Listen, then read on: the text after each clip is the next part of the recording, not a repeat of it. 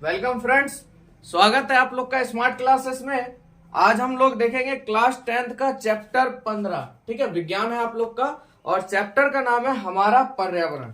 ठीक है, तो चलिए पर्यावरण के बारे में जानते हैं। देखिए पर्यावरण क्या है, आपके चारों ओर जो भी चीज है, जितनी भी वस्तुएं उपलब्ध है प्राकृतिक के द्वारा या मानव निर्मित जो भी है, वो सब क्या पर्यावरण के घटक ही है, वो आपके पर्यावरण में ही आते हैं। ठीक है, अब जैसे आपके आसपास क्या हवा है ना, पानी है, वृक्ष है, ये सब क्या पर्यावरण है। ठीक है, वह सभी वस्तुएं जो हमारे चारों तरफ है। अब चारों तरफ वस्तुएं, इसमें दो प्रकार की वस्तु आप देखते हैं, एक जैविक होती है और एक अजैविक होती है। जैविक का मतलब क्या होता है, तो देखिए यहाँ पे जैविक का मतलब क्या होता है सजीव, अजैविक का मतलब हो जाता है निर्जीव। तो आप एक चीज बताइए, पर्यावरण में सिर्फ जैविक देखते हैं? सब चीज मिलता है आपको, जैविक और अजैविक, यानी सजीव भी देखने के लिए मिलते हैं और निर्जीव भी देखने के लिए मिलते हैं। यही सब मिलके क्या बनाता है हमारा पर्यावरण। ठीक है, पर्यावरण समझ गए। आगे बात करते हैं जैव निम्नीकरण। देखिए वह पदार्थ जो जैविक प्रक्रम द्वारा अपघटित हो जाते हैं। क्या कह रहा है, वह पदार्थ जो जैविक प्रक्रम, जैविक मतलब समझ रहे हैं आप लोग, सजीवों द्वारा है ना, अपघटित हो जाते हैं यानी खत्म हो जाते हैं, उसे क्या कहते हैं, जैव निम्नीकरण कहते हैं। अजैव निम्नीकरण आपका हो जाता है वह पदार्थ जो इस प्रक्रम से अपघटन नहीं होते। इसमें क्या है, पदार्थ जैविक प्रक्रम द्वारा अपघटन हो रहा है पर अजैव में पदार्थ अपघटन नहीं हो रहा है। ठीक है, आगे बात करते हैं परितंत्र। ठीक है, ये आपके एग्जाम में पूछा जाता है, यहां से क्वेश्चन। ठीक है, ये थोड़ा सा था आपको जानने का एक एक लाइन का। आगे देखिए परितंत्र क्या है, किसी क्षेत्र के सभी जीव तथा वातावरण के अजैव कारक, ठीक है, संयुक्त रूप से परितंत्र बनाते हैं। वातावरण में रहने भी अजैव या जैव जो भी है वो मिलके क्या बनाते हैं, एक पारितंत्र बनाते हैं। अतः एक पारितंत्र में सभी जीवों के जैव घटके तथा अजैव घटक होते हैं, जैसे ताप, वर्षा, वायु, मृदा एवं खनिज, ये सब उसमें पाए जाते हैं परितंत्र में। ठीक है, आगे देखिए परितंत्र दो प्रकार के होते हैं। परितंत्र कितने प्रकार के होते हैं, दो प्रकार के।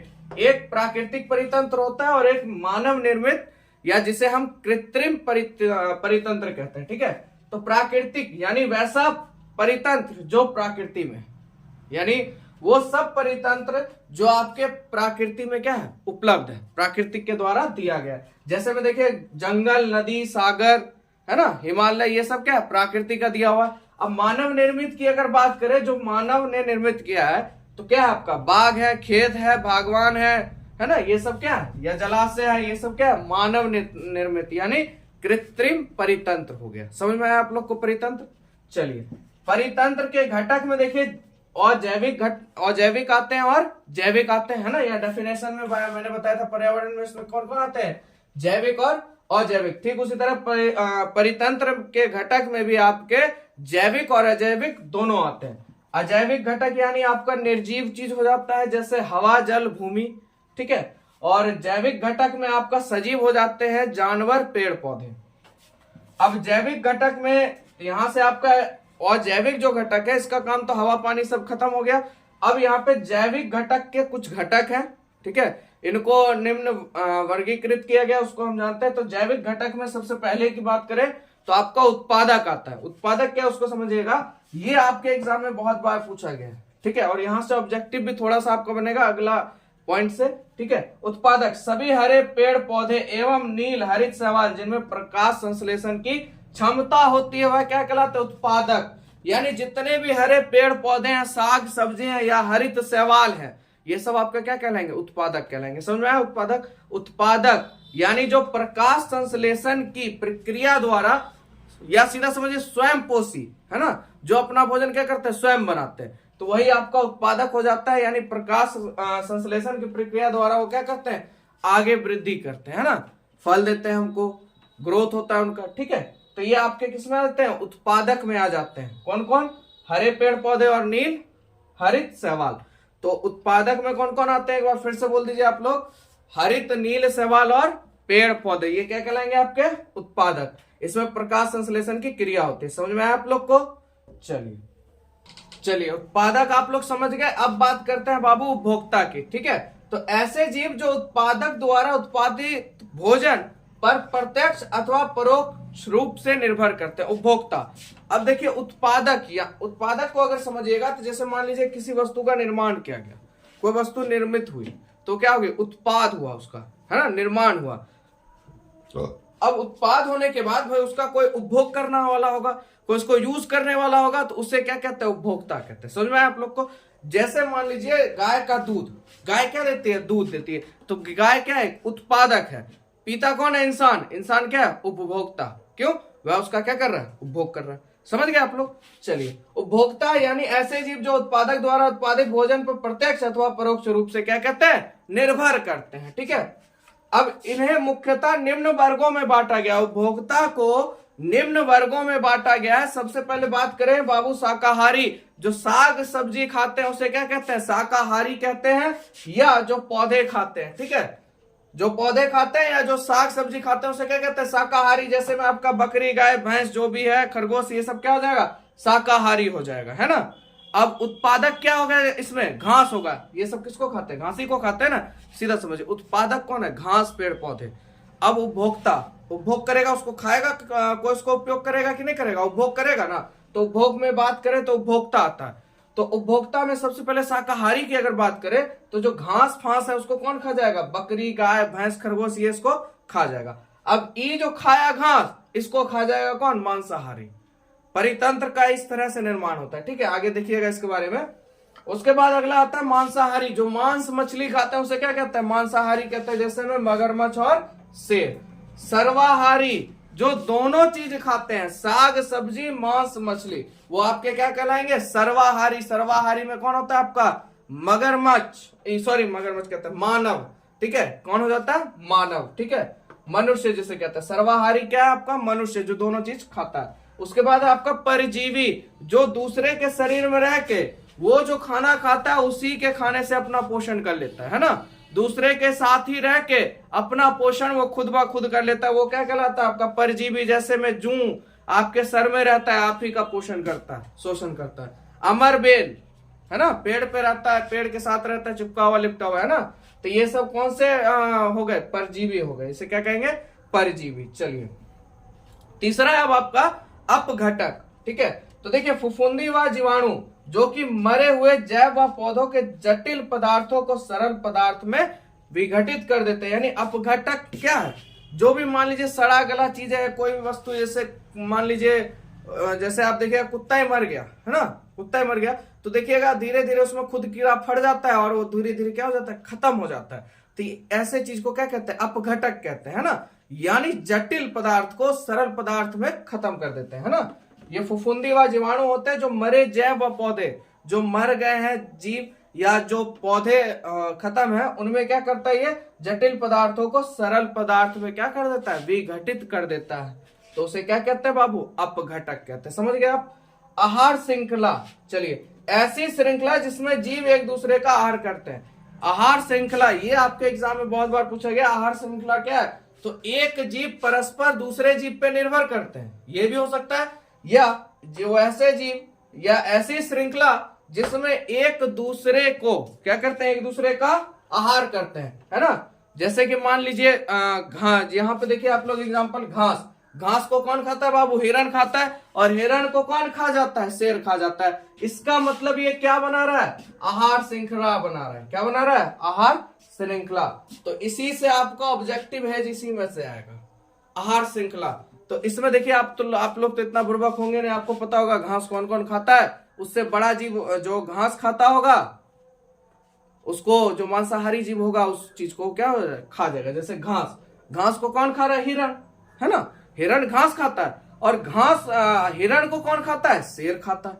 मांस को कौन खाता है, शेर खाता है ना। तो इस तरह से ये एक आहार श्रृंखला का निर्माण करता है। समझ गए आप लोग। चलिए आगे देखते हैं। चलिए, आहार श्रृंखला आप लोग समझ गए। अब देखिए इसको कुछ लेवल में बांटा गया है। देखिए सबसे पहले अगर नीचे स्तर की बात करें तो आपका कौन सा होता है, उत्पादक होता है। क्या होता है, उत्पादक। ध्यान समझिएगा, उत्पादक जो होता है, उत्पादक में कौन आते हैं, स्वयं पोषी। मैंने आपको बताया था उत्पादक में कौन आते हैं, स्वयं पोषी। जो क्या कहते हैं, घास फूस जो होते हैं वो किस में आते हैं, स्वयं पोषी, जो अपना भोजन स्वयं बनाते हैं, वो आपके क्या हो जाते हैं, उत्पादक।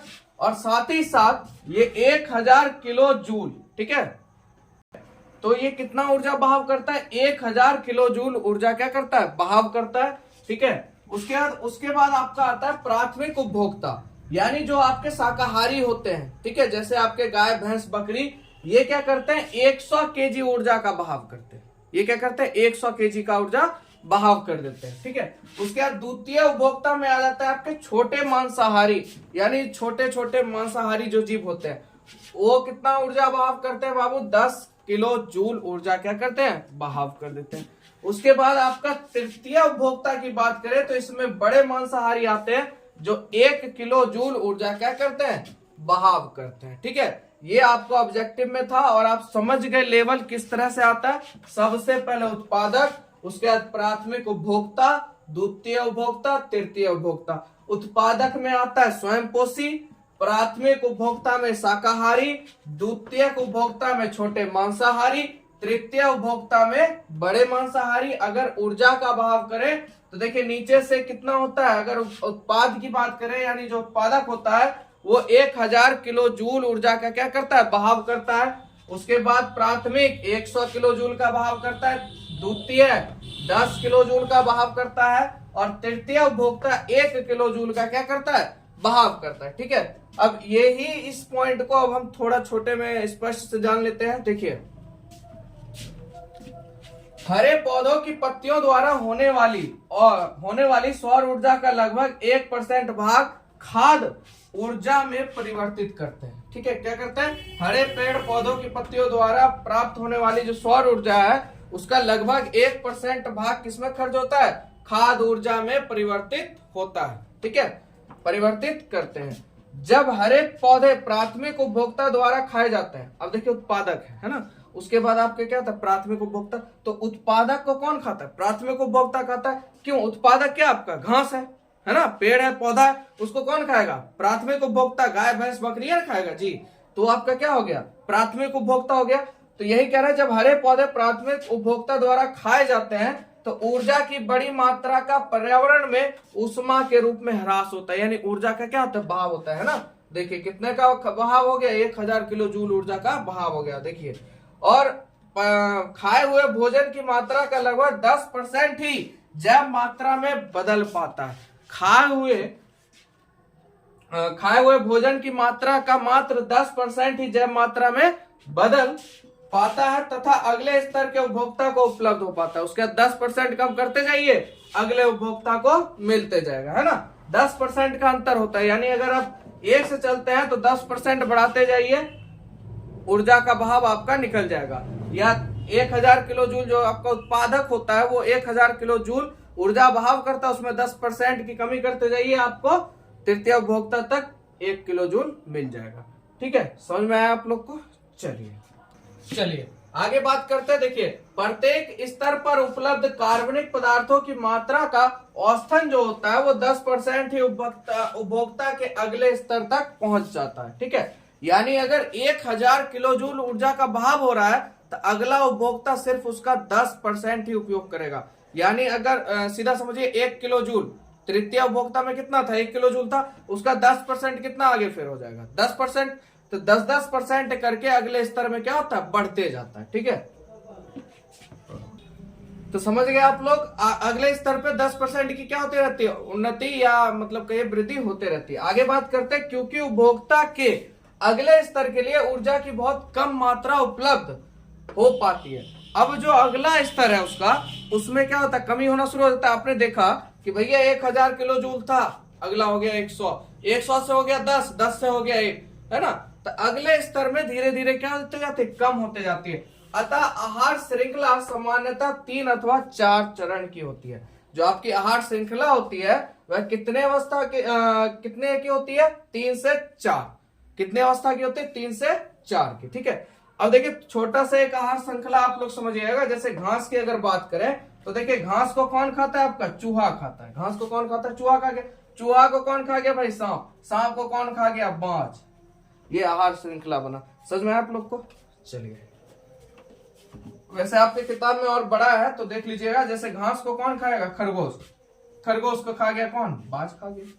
अब घास को कौन खा रहा है बाबू? टिड्डा। तो टिड्डा को कौन खा जाएगा? छिपकली। और छिपकली को कौन खा जाएगा? बाज, है ना, फिर बाज को भी कोई खा जाएगा, है ना। तो इस तरह से ये आहार श्रृंखला का निर्माण होता है। तो आप लोग बढ़िया समझ गए आहार श्रृंखला, है ना, उपभोक्ता समझ गए, उत्पादक समझ गए। अगर समझने में दिक्कत हो तो कमेंट में जरूर कीजिएगा कि सर यहाँ प्रॉब्लम है। और अभी तक अगर आपको वीडियो अच्छा लग रहा है तो आप लोग प्लीज चैनल को लाइक किया कीजिए, है ना, ताकि पता चले कि कितने बच्चे को अच्छा लग रहा है, कि वीडियो आप लोग को पसंद आता है। ठीक है, और कुछ नहीं, आप लोग खाली प्यार देते रहिए, आपके लिए हमेशा तत्पर है। चलिए आगे देखते हैं। आगे हम लोग देखते हैं जैव संवर्धन के बारे में। ठीक है, तो देखिए आहार श्रृंखला में हानिकारक रसायनों की मात्रा में एक पोषी स्तर से दूसरे पोषी स्तर में जाने पर क्या होती है, वृद्धि होती है। ठीक है, जो भी रसायन है जो पहला पोषी स्तर है उससे दूसरे पोषी स्तर में जाता है तो उस रसायन की क्या होती है, वृद्धि होती है।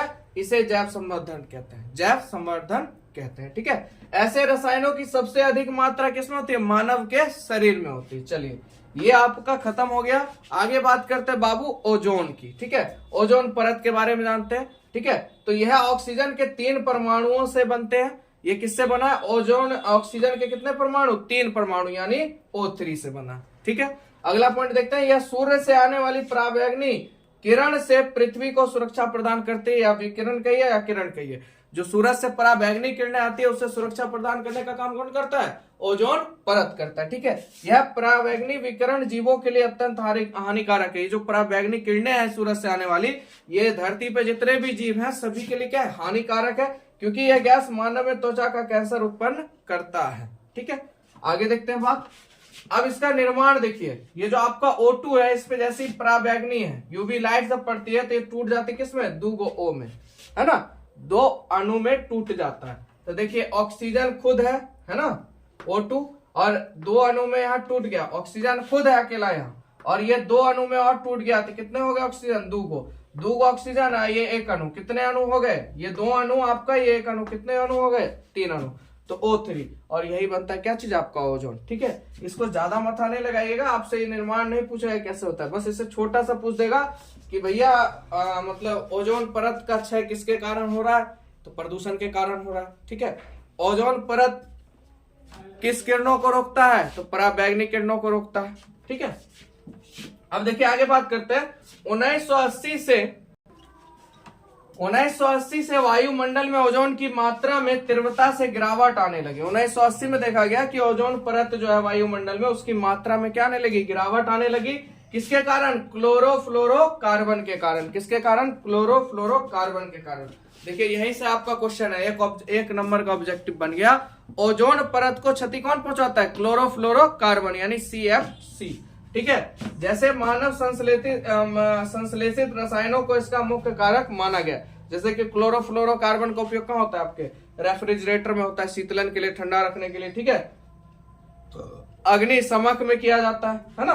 तो इसके बाद 1987 में संयुक्त राष्ट्र पर्यावरण कार्यक्रम UNEP के द्वारा क्या हुआ, सर्वानुमति बनी कि CFC के उत्पादन को 1986 के स्तर पर ही सीमित रखा जाए। मतलब क्लोरोफ्लोरोकार्बन का ज्यादा मात्रा में उपयोग ना किया जाए, उसको सीमित मात्रा में ही उपयोग किया जाए और सीमित किया जाए, क्योंकि इससे ओजोन परत का क्या हो रहा है, क्षय हो रहा है। तो यहां से आपको क्वेश्चन आ जाएगा, ओजोन परत का क्षय किसके द्वारा हो रहा है, कौन सी गैस के द्वारा बाबू, क्लोरोफ्लोरोकार्बन, शॉर्ट में क्या होगा, CFC। ठीक है, CFC समझ गए आप लोग। किस में पाया जाता है CFC, आपके रेफ्रिजरेटर में, शीतलन के लिए या अग्निशामक के लिए। और देखिए जो 1987 में UNEP हुआ था, इसी को क्योटो प्रोटोकॉल भी कहते हैं। इसी को क्या कहते हैं, क्योटो प्रोटोकॉल भी कहते हैं। ओजोन परत के क्षय से बचाने के लिए एक प्रोटोकॉल बना था जिसे क्या कहते हैं, क्योटो प्रोटोकॉल। समझ गए आप लोग, मजा आ रहा है। चलिए आगे देखते हैं, अब छोटा से बचा है, कुछ पॉइंट्स खत्म कर लेते हैं। चलिए बात करते हैं कचरा प्रबंधन की। तो देखिए आपने देखा होगा, आपके चारों ओर जिस तरह से पर्यावरण आपने देखा, उस तरह से आप अभी के युग में देखिएगा तो कचरा बहुत ज्यादा फैल गया। आप हर गली मोहल्ले में जाइए, कचरा कहीं सड़ते हुए मिलेगा, कहीं बदबू देते हुए मिलेगा, यानी इतना अधिक कचरा फैल गया कुछ कहने के नहीं। और खासकर ये जो पन्नी वाला है ना, पॉलीथीन, ये सबसे ज्यादा पर्यावरण को क्या कहें, समझ ही गए होंगे आप लोग, कितना बेचारा खुश कर रहा है पर्यावरण को, आप लोग समझ रहे हैं। सबसे बेकार है पॉलीथीन। ठीक है, चलिए तो इसी चीज का प्रबंधन करना भाई, कचरा प्रबंधन। चलिए तो इसमें सबसे पहले जब बात जानते हैं जैव निम्नीकरणीय पदार्थ क्या होते हैं। ठीक है, जैव निम्नीकरणीय पदार्थ यानी वैसे पदार्थ जो सूक्ष्म जीवों के द्वारा छोटे घटकों में बदल दिए जाते हैं। जैसे कि मान लीजिए आप मतलब सब्जी का कुछ हो गया ना, सब्जी हो गया या कोई छोटे छोटे पदार्थ, जैसे मान लीजिए फल तथा सब्जी के छिलके, सूती कपड़ा, कागज, इस सबको जब आप बाहर फेंक देते हैं, कुछ दिनों के लिए छोड़ देते हैं, तो आप सूक्ष्म जीव ऐसे होते हैं जो इसको मतलब खत्म कर देते हैं, मतलब जटिल पदार्थ से सरल पदार्थ में बदल देते हैं, यानी इसका क्या कर देते हैं, छोटे घटकों में बदल देते हैं, बड़ा रहता है इसको सड़ा गला के खत्म कर देते हैं। तो ये अपघटन हो जाता है, यानी पर्यावरण को कोई हानि नहीं पहुंचाता है। तो ये हुआ जैव निम्नीकरणीय पदार्थ। ठीक है, यानी सूक्ष्म जीवों के द्वारा छोटे घटकों में बदल देना। अजैव निम्नीकरणीय पदार्थ यानी इसमें कोई परिवर्तन ही नहीं होता, जैसे में आपका क्या चीज, प्लास्टिक और पॉलीथीन, इसमें कोई फर्क ही नहीं पड़ता, ना इसको सूक्ष्म जीव खा सकता है, ना ही कुछ हो सकता है, इसका कुछ होने वाला नहीं, जिस अवस्था में उसी अवस्था में पड़ा रहेगा। ठीक है, तो ये अजैव नवीकरणीय पदार्थ हो गए। कचरे में दोनों आते हैं कि नहीं आते हैं? अब बताइए क्या मतलब आप लोग आलू छिलते हैं तो छिलका को क्या करते हैं, खाते हैं? नहीं खाते हैं, उसको क्या करते हैं, फेंक देते हैं। प्याज का छिलका और फेंक देते हैं, तो उसे क्या करते हैं, सूक्ष्म जीव उसको मतलब छोटे छोटे टुकड़ों में क्या खत्म कर देते हैं, यानी समाप्त। तो वो पर्यावरण को उतना प्रदूषित नहीं करता। पर जो आपके अजैव नवीकरणीय पदार्थ हैं, ये भैया पर्यावरण को प्रभावित करते हैं, क्योंकि प्लास्टिक और पॉलीथीन जलाते हैं तो भी घाटा, कहीं छोड़ देते हैं तो कितनों साल तक छूटा रह जाएगा, इसको कोई फर्क नहीं पड़ेगा। तो ये आपका अजैव निम्नीकरणीय पदार्थ है। समझ गए आप लोग? चलिए अब बात करते हैं कचरा प्रबंधन की कुछ विधियां हैं जिससे आप कचरा प्रबंधन कर सकते हैं। ठीक है, आपके एग्जाम में सिर्फ इससे एक क्वेश्चन ये पूछता है, कचरा प्रबंधन बहुत कम आता है इसका, बस कचरा प्रबंधन की 2 विधियां बताएं या कोई एक विधि बताएं, बस इतना ही क्वेश्चन आपसे पूछेगा कचरा से। ठीक है, तो चलिए सबसे पहले की अगर बात करें कंपोस्टिंग। ठीक है, सबसे पहले क्या करेंगे कचरा प्रबंधन में, कंपोस्टिंग करेंगे, यानी कि बाबू जैविक कचरा आप लोग समझ रहे हैं, जैव के द्वारा निम्नीकरण करना है ना। जैविक कचरा कंपोस्ट गड्ढे में भरकर ढक दिया जाता है। जो भी मान लीजिए कचरा है, कागज है, आपका सूती कपड़ा है, या साग सब्जी का छिलका है, सड़ा हुआ सब्जी है, केला है, फल है, फ्रूट, उसको किसी गड्ढे में रख दिया, 3 से 4 महीने के बाद जब उसको निकाला जाता है तो भैया एक खाद बन के तैयार हो जाता है ना। 3 महीने के बाद कचरा किस में बदल जाता है, खाद में। तो यहाँ पे फायदा है कि नहीं है?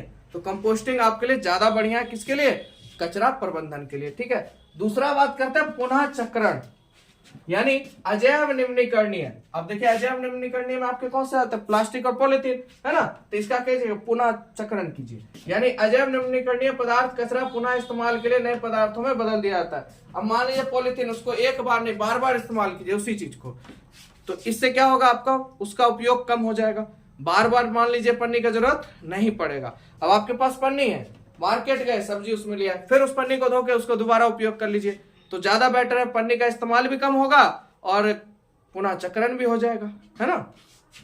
आगे तीसरा देखते हैं पुनः उपयोग। अब यह एक पारंपरिक तरीका है, देखिए पुनः उपयोग करने का, ये वर्षों से चला आ रहा व्यवस्था है जिसको आप लोग जुगाड़ कहते हैं, है ना।